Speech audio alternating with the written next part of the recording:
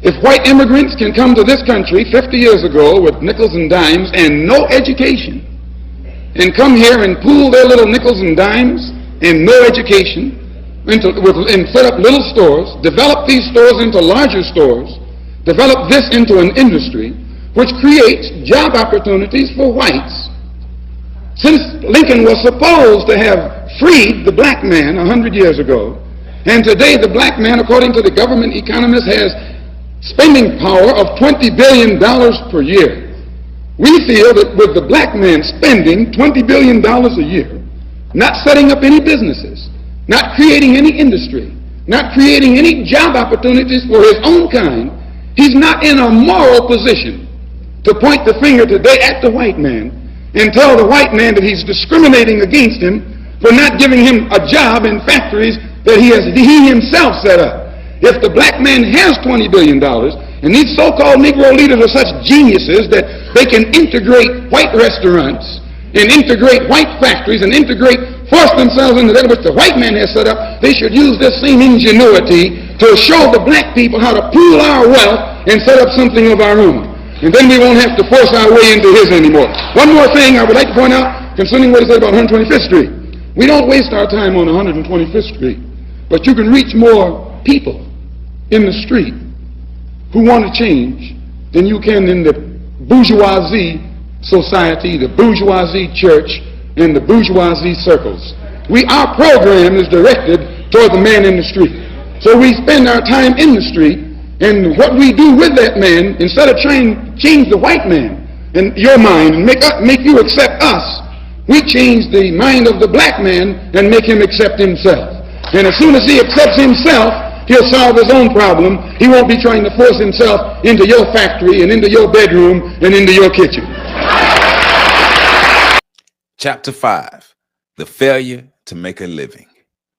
The greatest indictment of such education as Negroes have received, however, is that they have thereby learned little as to make a living, the first essential in civilization. Rural Negroes have always known something about agriculture, and in a country where land is abundant, they have been able to make some sort of living on the soil, even though they have not always employed scientific methods of farming. In industry, where the competition is keener, however, what the Negro has learned in school has had little bearing on the situation, as pointed out above. In business, the role of education is a factor in the uplift of the Negro has been still less significant. The Negroes of today are unable to employ one another, and the whites are inclined to call on Negroes only when workers of their own race have been taken care of. For the solution of this problem, the miseducated Negro has offered no remedy whatsoever. What Negroes are now being taught does not bring their minds into harmony with life, as they must face it. When a Negro student works his way through college by polishing shoes, he does not think of making a special study of the science underlying the production and distribution of leather and its products that he may someday figure in this sphere. Figure in this sphere. The Negro boy sent to college by a mechanic seldom dreams of learning mechanical engineering to build upon the foundation his father has laid, that in years to come he may figure as a contractor or a consulting engineer. The Negro girl who goes to college hardly wants to return to her mother as if she is a washerwoman, but this girl should come back with sufficient knowledge of physics and chemistry and business administration to use her mother's work as a nucleus for a modern steam laundry. A white professor of a university recently resigned his position to become rich by running a laundry for Negroes in the southern city. A Negro college instructor would have considered such a suggestion an insult. The so-called education of Negro college graduates leads them to throw away opportunities, which they have to go into quest of those which they do not find. In the case of the white youth in this country, they can choose their courses more at random and still succeed because of numerous opportunities offered by their people. But even though they show much more wisdom than the Negroes. For example, a year or two after the author left Harvard, he found out west a schoolmate who was studying wool. "How did you happen to get into this sort of thing?" the author inquired. His people, the former replied, had had some experience in wool, and in college he prepared for this work.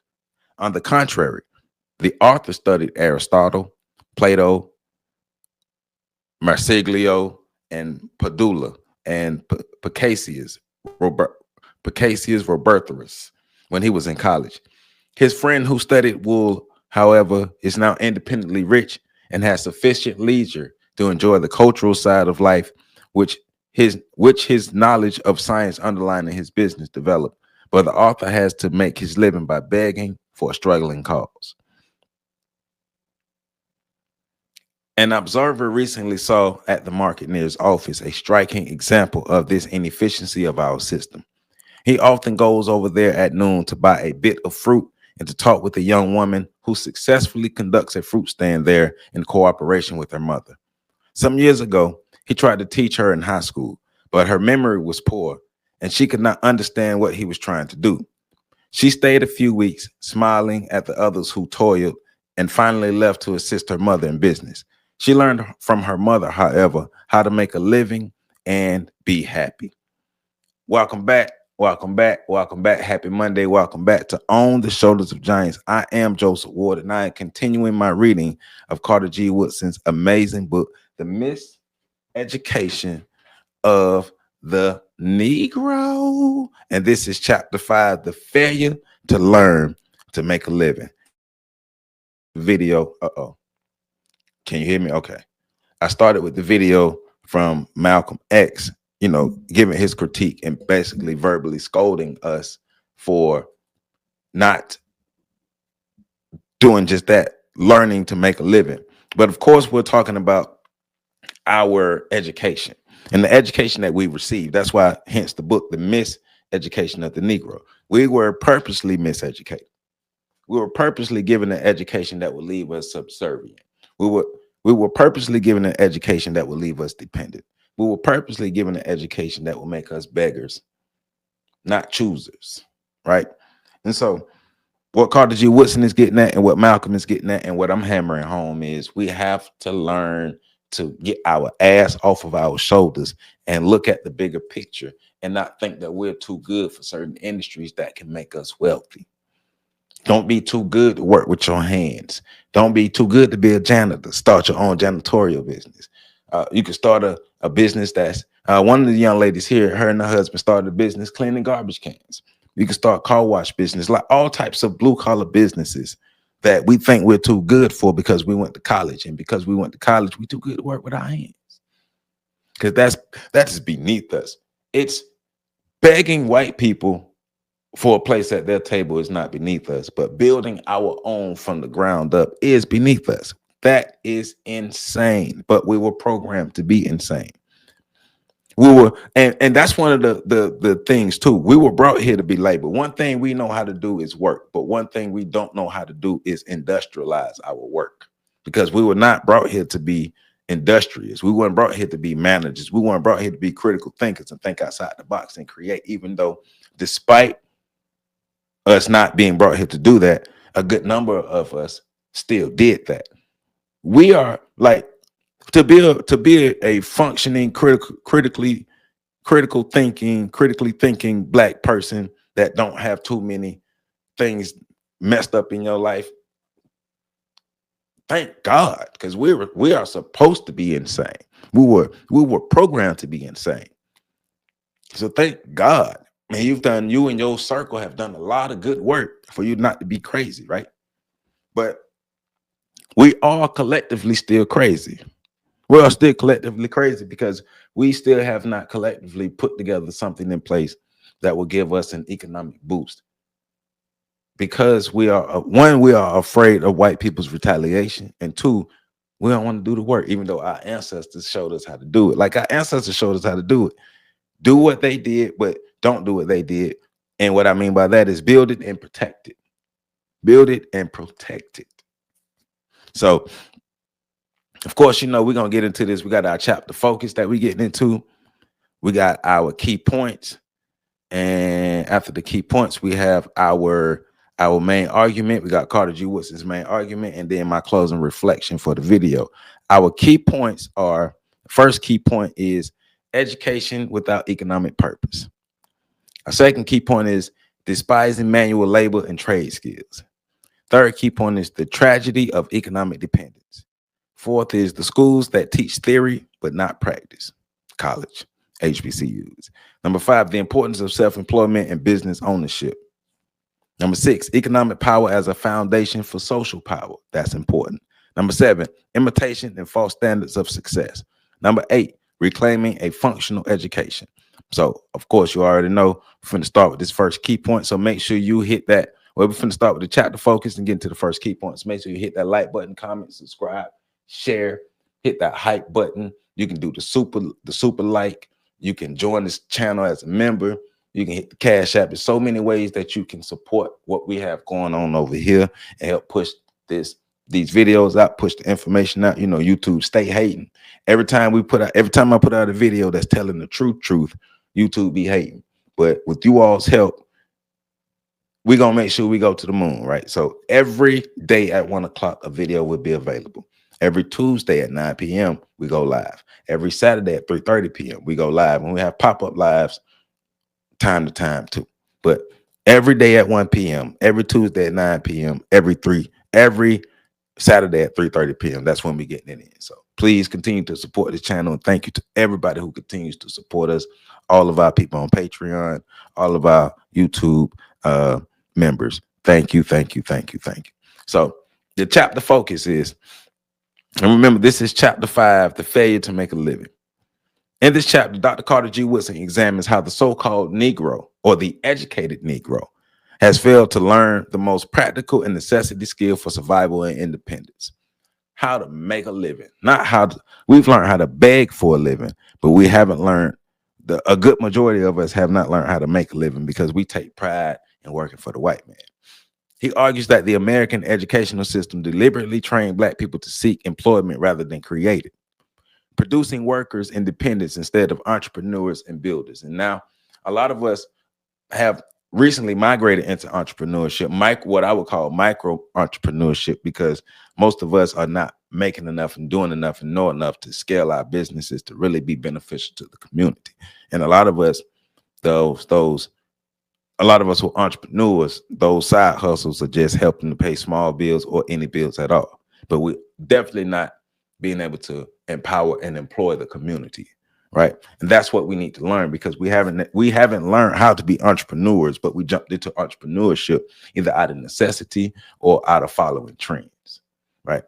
Wilson exposes how this failure is rooted in a false Eurocentric education that glorifies intellectualism but devalues practical skills, business ownership, and self-sufficiency, all of which are essential for Black economic empowerment, right? Once again, we don't think industrious.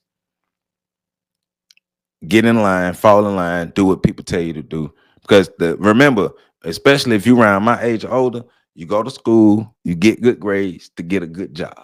You go to school, you get good grades to get a good job. You go to school to get good grades to get a good job. Even my pops be like, hey man, go work for the state and work for the state till you retire. And I'm like, that sounds good, but that could be a part of the plan, but I don't want that to be the whole plan. And that might not even be my whole in my plan, but you know, that's how he thinks, and it's all good. But we've also had a conversation about entrepreneurship. So if you can find a way to work for yourself, do it.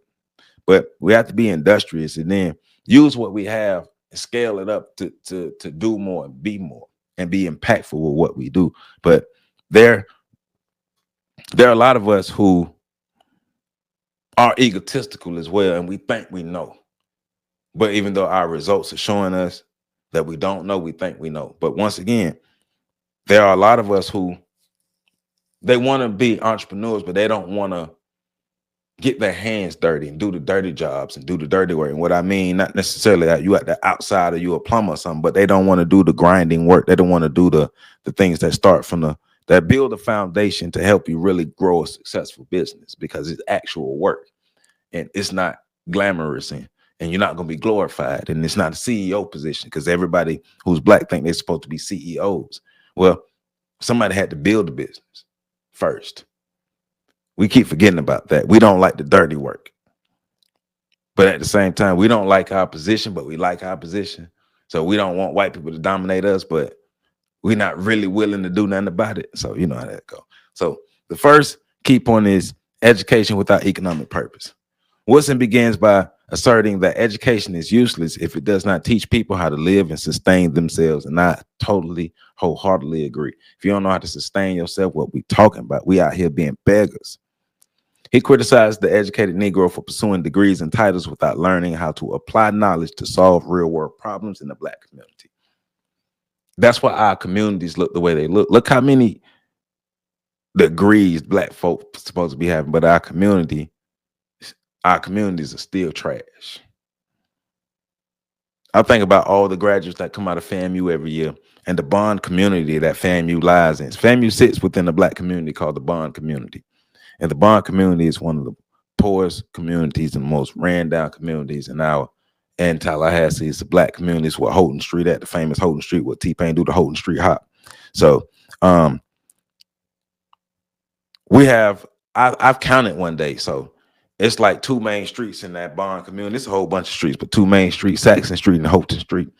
And I've counted, it's like 20 something churches walking down Houghton and walking up Saxon. So we have churches and FAMU in that community. That community is still trash because we don't know how to sustain ourselves and we don't know how to solve our problems.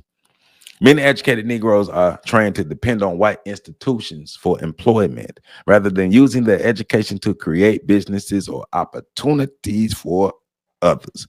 I'm going to read that again. Many educated Negroes are trained to depend on white institutions for employment rather than using their education to create businesses or opportunities for others. You know what that get? We tripping.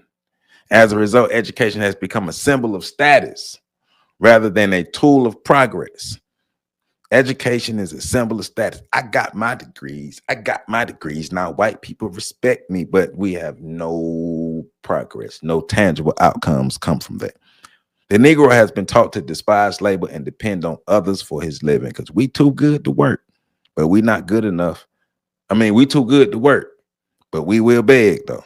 We will beg D-White man, D-White last name man. Now let's jump back into the reading. Once again, I'm reading from this PDF.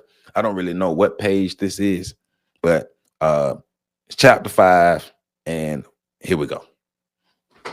This observer has reminded of this observer was reminded of this young man soon thereafter when there came to visit him a friend who succeeded in mastering everything taught in high school at that time and later distinguished himself in college.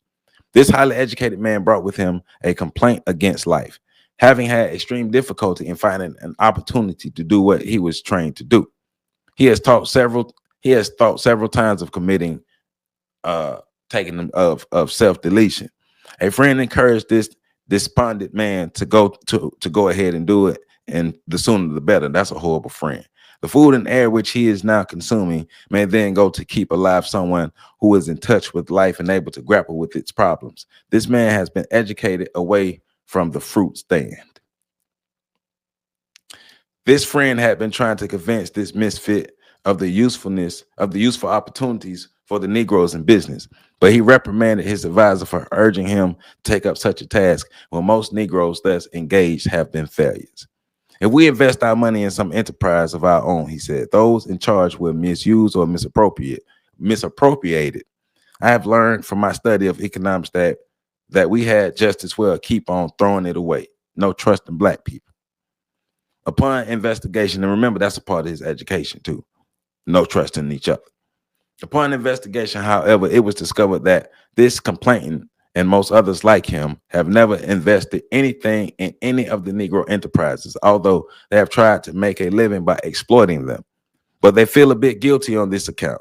And when they have some apparent ground for fault finding, they try to satisfy their conscience, which all but condemns them for their self-deletion course of getting all they can out of the race while giving nothing back to it. Scam, scam, scam, scam.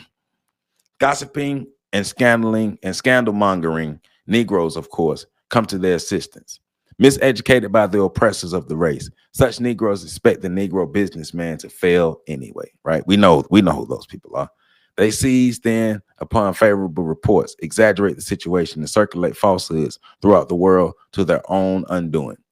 You read such headlines as greatest Negro business fails, Negro bank robbed by its officers, and the twilight of Negro businesses. The miseducated Negroes then stand by saying,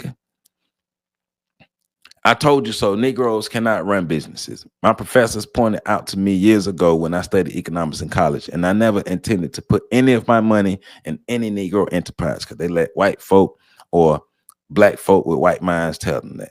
Yet investigation shows that in proportion to the amount of capital invested, Negro enterprises manifest about as much strength as businesses of others similarly situated.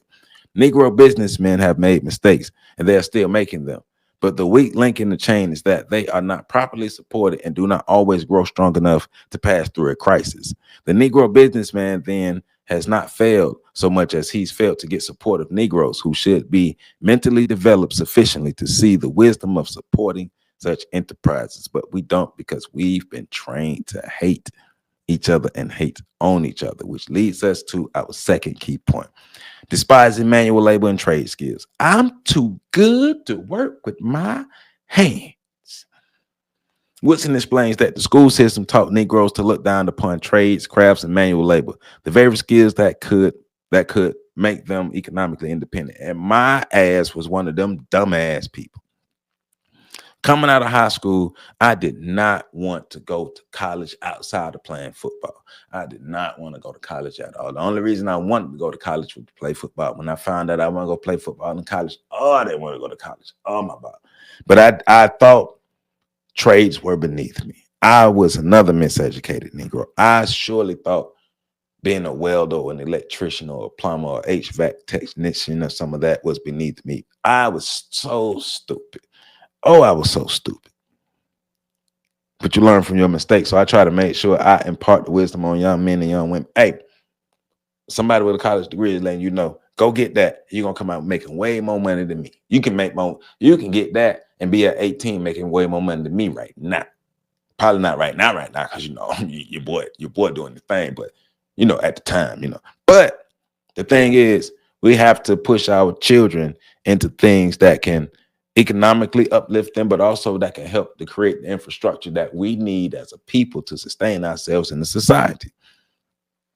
Instead, they are conditioned to seek white-collar positions, often in white-controlled systems that limit their advancement, limit their money, limit their creativity, limit their sanity, and limit their economic power. And you got to wait on white people to give you a chance instead of creating it for yourself. This mindset stems from the belief that success equals imitation of white society, not building something uniquely beneficial for the black race. Because if it ain't white, it ain't right. If it don't support the white, it don't support the right. He warns that this false pride creates a class of educated but unemployed people, those who prefer idleness over working with their hands. The education of the Negro made him more of a servant of others than of himself. Ooh, shoot. Read that again. The education of the Negro made him more of a servant of others than of himself. Ain't that a bitch? You better ask yourself, ain't that a bitch? Ask yourself, ain't that a bitch? Get back into the reading. Now, the highly educated Negroes who have studied economics at Harvard, Yale, Columbia, and Chicago will say that the Negro cannot succeed in business because their professors who have never had a moment's experience in this sphere have written accordingly. The whites, they say, have the control of the natural resources and so monopolize the production of raw materials as to eliminate the competition of the Negro. Apparently, this is true. All things being equal from the point of view of the oppressor, he sees that the Negro cannot meet the test. The impatient, highly educated Negroes therefore say that since under the present system of capitalism, the Negro has no chance to toil upward in the economic sphere. The only hope for bettering his condition in this respect is through socialism, the overthrow of the present economic regime, and the inauguration of popular control of resources and agencies, which are now being operated for personal gain. This thought is gaining ground among Negroes in this country, and it is rapidly sweeping them into the ranks of what they are commonly known as communists. And they don't really get it because it's all theory and no practice. They don't really understand communism. They don't really understand the effects of communism, have never experienced communism, right? There could be no objection to this radical change if it brings with it some unselfish genius to do the task better than it has been done now under the present regime of competition. Russia so far has failed to do well with this particular thing under a proletarian dictatorship in an agricultural country. But whether this millennium comes or not, the capitalistic system is so strongly entrenched at present, the radicals must struggle many years to overthrow it. And if the Negro has to wait until that time to try to improve his condition, he will be starved out so soon that there will not be here to tell the story. The Negro, therefore, like all other oppressed people, must learn to do the so-called impossible and get up off of our ass and create something for ourselves. The uneducated Negro businessman, however, is actually at work doing the very thing which the miseducated Negro has been taught to believe cannot be done. This much handicapped Negro businessman could do better if he had some assistance, but our schools are turning out men who do as much to impede the progress of the Negro in business as they do to help them. The trouble is that they do not think for themselves, and they are turned soft, cotton soft, right? If the highly educated Negro would forget most of the untried theories taught to him in school, if he could see through the propaganda, which has been instilled into his mind under the pretext of education, if he would fall in love with his own people and begin to sacrifice for the uplift, if the highly educated Negro would do these things, he could solve some of the problems now confronting the race. During recent years, we have heard much of the education and business administration departments in Negro colleges. But if they be judged by the products turned out by these departments, they are not worth a continental. The teachers in this field are not prepared to do the work, and the trustees of our institutions are spending their time with trifles instead of addressing themselves to the study of a situation which threatens the Negro with economic extermination, because they don't give a damn. Damn. So the third key point, the tragedy of economic dependence. Because of this miseducation, Black people are economically dependent on those who exploit them. Come on, Dwight. Dwight, give me a chance, Dwight. Over here, we're going to call white people Dwight from now on. Dwight, give me a chance, Dwight. Dwight. Come on, Dwight, give me a chance. Even the Black schools and churches rely on white-controlled banks, white-owned suppliers, and white philanthropy for survival. Dwight don't want to help me. Come on, Dwight. Woodson points out that until the Negro learns to produce, manage, and circulate within his own community, he will always be at the mercy of Dwight. This dependency keeps the race in a perpetual state of poverty and subjugation, not because of lack of talent, but because of a failure in practicing and practical training. Because we can't think for ourselves. We got to think for the whites, and we want the whites to think for us. Save me, Dwight. Dwight. Save me, Dwight. Save me. Our fourth key point, schools that teach theory but not practice. Talking about HBCUs. HBCUs. We're talking about you. Woodson condemns Black colleges for emphasizing theoretical knowledge over practical training. Hey, man, in theory, if you put the bacon in the pan, it will fry. Now, I have never fried bacon myself, but I have read about the production and the final outcomes of the bacon in the pan, my brother, if you actually put it in there from this book. But I've never cooked the bacon myself. Students are taught history, literature, and theory and theology, but not how to manage a business, build a home, or grow food, right? In contrast, industrial schools that could have equipped Black youth with trades were often undermined or misdirected to produce cheap labor for white industries instead of independent craftsmen. Woodson saw this as a deliberate design. The schools were structured to keep the Negro dependent, not self-sufficient. The schools teach the Negro to work for others, but not to work for himself. You got to work for the white, because that's how you get ahead, working for the white. Back into the reading. Recently, the author saw the need for a change of attitude when a young woman came almost directly to his office after her graduation from a business school to seek employment. After hearing her story, he finally told her that he would give her a trial at $15 a week. $15 a week, she cried. I can't live on that, sir. I do not see why you cannot, he replied. You have lived for some time already, and you say that you have never had permanent employment, and now you have it all. And you have none at all now. But a woman has to dress and pay board, said she. How can she do it on such a pittance? The amount offered was small, but it was a great deal more than what she was worth at present. In fact, during the first 6 or 9 months of her connection with some enterprises, it will be of more service to her than she will be to the firm. Coming out of school without experience, she will be a drag on the business until she learns to discharge some definite function in it. Instead of requiring the firm to pay her, she should pay it for training her. The Negro business today then finds the miseducated employees its heaviest burden. Thousands of graduates of white business schools spend years in establishments and undergoing apprenticeships without pay and rejoice to have the opportunity thus to learn how to do things. The schools in which Negroes are now being trained, however, do not give young people this point of view. They may occasionally learn the elements of stenography and accounting, but they do not learn how to apply what they have studied. The training which they undergo gives a false conception of life, which they believe that the business world owes them a position of leadership. A lot of black people believe that the business world owes them a position of leadership. I'm a CEO. I'm a CEO. They have the idea of business training that we used to have of teaching when it was thought that we could teach anything we had studied, right?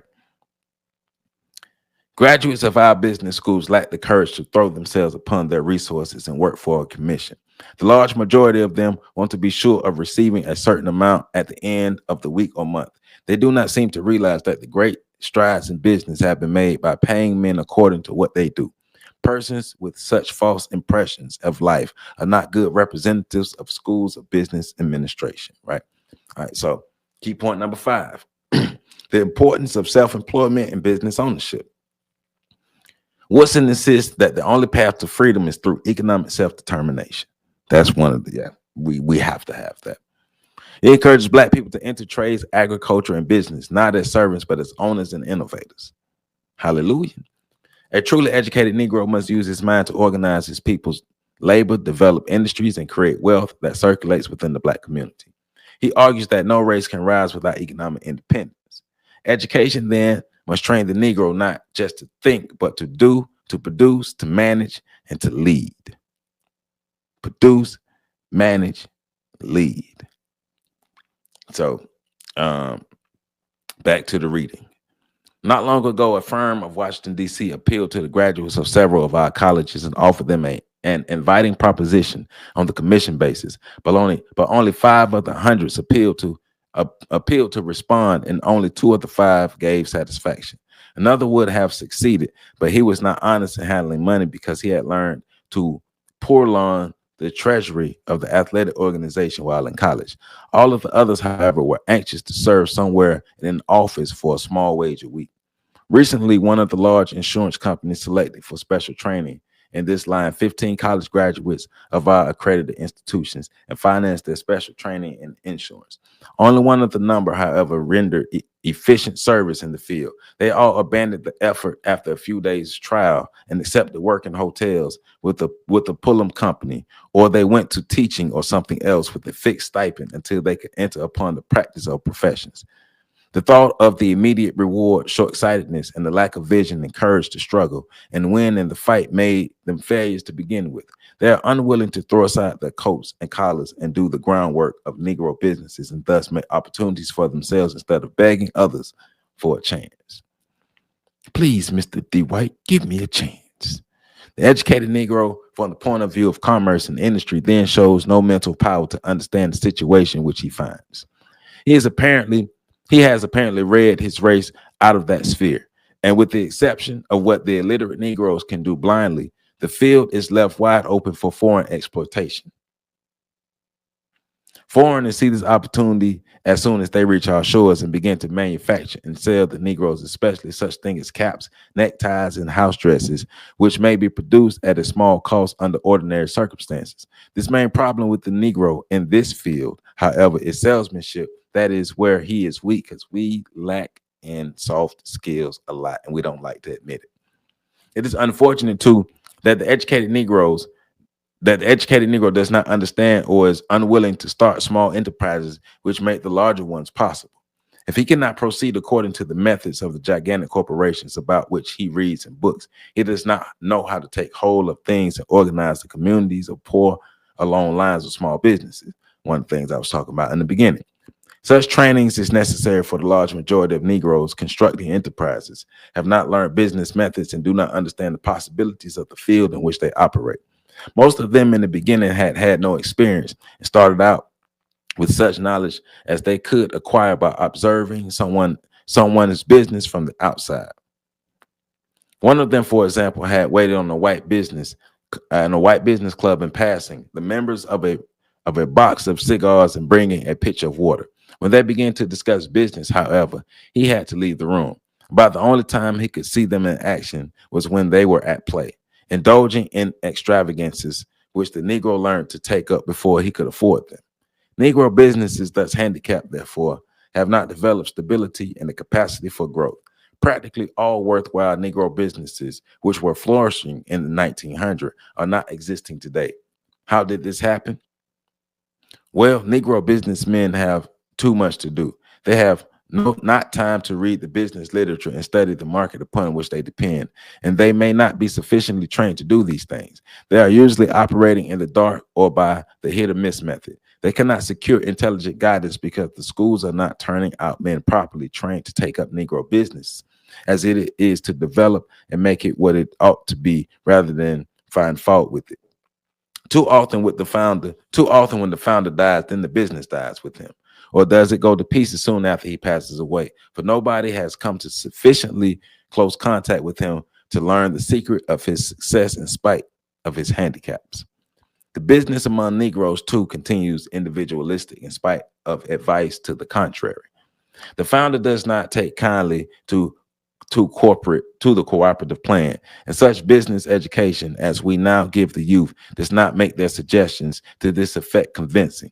If the founder happens to be usually successful too, the business may outgrow his knowledge and becoming too widely in his hands may go to pieces by errors of judgment or because of mismanagement. It may go into the hands of whites who are usually called in at the last hour to do what they call refinancing, but what really means the actual taking over of the business from the Negroes. The Negroes then finally withdraw their patronage because they realize that it's no longer an enterprise of the race and the chapter is closed. All of the failures of the Negro business, however, are not due to troubles from without. Often the Negro businessman lacks common sense. The Negro in business, for example, too easily becomes a social lion. He sometimes plunges into the leadership in local matters. He becomes popular in restricted circles. The men of less magnetism grow jealous of his inroads. He learns how richer men of other races waste money. He builds a finer home than anybody else in the community. And in this social program, he does not provide for much contact with the very people upon which he must depend for patronage. He has the finest car, the most expensive dress, the best summer home, and so far outdistances his competitors in society that they often set to work in childlike fashion to bring him down to their level. And that, my friends, is the end of the chapter. So let's get into this next key point. Key point number 6, economic power as a foundation of social power. Wilson connects economic power directly to social and political liberation. He states that the people who control their own wealth will control their own destinies. Without an economic base, political progress and racial respect are impossible. Without an economic base, political progress and racial respect are impossible. Dr. Umar said 3 times, without an economic base, political progress and racial respect are impossible. Therefore, the failure to learn to make a living is the root cause of Black political weakness and cultural disunity. A self-supporting race can demand justice. A dependent one can only beg for it. A self-supporting race can demand justice. A dependent one can only beg for it. Real education means to inspire people to live more abundantly, to learn to begin with life itself. The last key point is imitation of false standards of success. Wilson criticizes educated Negroes for chasing imitation success, such as prestigious jobs, European lifestyles, and white approval instead of genuine Black people progress. They measure success by proximity to whiteness, not by service to their community. This leads to frustration, disappointment, and a disconnection from the economic realities of their own people. True success is building something that uplifts and sustains one's own race. My bad. This is the last. We got 8 key points. This is the last one. Reclaiming a functional education. Wilson calls for a complete reform of Negro education. We need to blow everything up and start from the beginning. The whole society, the whole everything Negro, blow it up and start from the beginning. It must be functional, practical, and race uplifting. Students must learn economics, agriculture, craftsmanship, and business management alongside academics.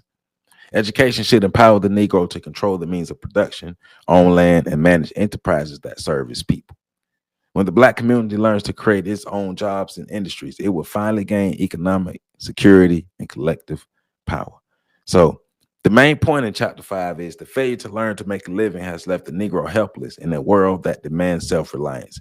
Education must teach the Negro to produce, to think, and to act for himself, or it is not education at all. It is something that is given to you to demoralize you. It's a programming that demoralizes you. The final reflection is, Dr. Woodson exposes how miseducation robbed Black people of the most essential form of freedom, economic independence. He reminds us that liberation is not only political or intellectual, but economic, rooted in the ability to feed, clothe, and sustain oneself and one's community. So his challenge is timeless, right? Stop chasing validation. Start building institutions. Train your youth to produce, manage, and own. Until we master the art of making a living, we will remain dependent, and dependence is the enemy of freedom. Let me say that because I messed that up. Until we master the art of making a living, we will remain dependent, and dependence is the enemy of freedom. Dependence is the enemy of freedom. Dependence is the enemy of freedom. As long as we remain dependent upon the white man, we will remain a slave to the white man. Now, how you like them apples? What you think about that? And are you willing to be a part of the change that leads to independence and freedom? Or do you want to stay a part of the status quo and stay up under the thumb of white supremacy? You got a decision to make. So make sure you hit that like button, comment, subscribe, share. Let's make sure we get this information out to more people. Shout out to Dr. Carter G. Woodson for this incredible book. And let's keep reading. Let's keep learning. Let's keep producing. Let's keep putting practice, put more energy into practice than theory. Put more practice into building than just trying to be the smartest person in the room. Stop debating and start building. Stop trying to debate and start building. All right. The link is in the description to get a copy of my of The Miseducation of the Negro. If you want a copy of my books, go to my website, scroll at the bottom of the screen. The link is in the description to get a copy of The Miseducation of the Negro. Link is in the description to support and to learn more about On the Shoulders of Giants. Happy Monday. Make sure you have a great Monday. I love you all, and I'll see y'all later. Peace outington.